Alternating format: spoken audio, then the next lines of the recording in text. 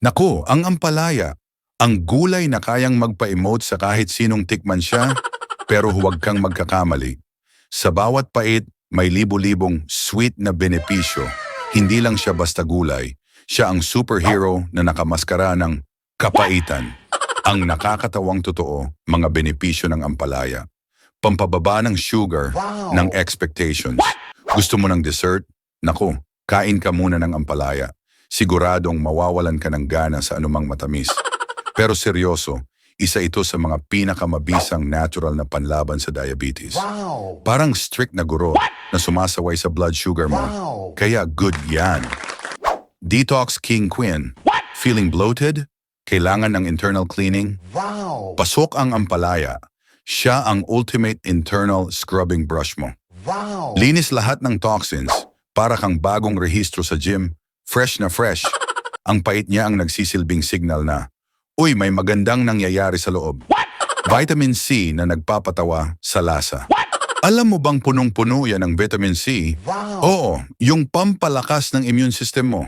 Kaya kung ayaw mong magkasakit, sumuong ka sa pait. Isipin mo na lang, bawat subo, nagiging mas malakas ang depensa mo at mas nagiging immune ka rin sa pagrereklamo sa lasa. Vision Enhancer, para makita mo ang benepisyo sa kabila ng pait. Mayaman din yan sa vitamin A at beta-carotene, kaya maganda para sa mata. Ibig sabihin, mas magiging malinaw ang paningin mo. Sa mga pagkakataong kailangan mong pumili ng ulam na hindi ampalaya. Pero hey, healthy ang mata mo. Ang diet body na hindi magsisinungaling sa'yo kung gusto mong magpapayat, mag-ampalaya ka. Dahil sa lasa niya, siguradong hindi ka mapaparami ng kain. Bukod pa dyan, mataas din siya sa fiber kaya mabilis kang mabubusog at mapapanatili ang regular na pagdumi. Pait man sa dila, sweet naman sa bewang. So sa susunod na makita mo ang ampalaya, huwag kang mag-aalangan.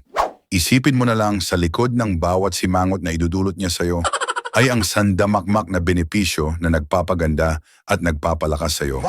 Siya ang tough love ng mundo ng gulay. Mayroon ka pa bang gulay na gusto malaman ng benepisyo? Follow mo ako or mag-iwan ka ng baka sa ibaba. Salamat ng marami.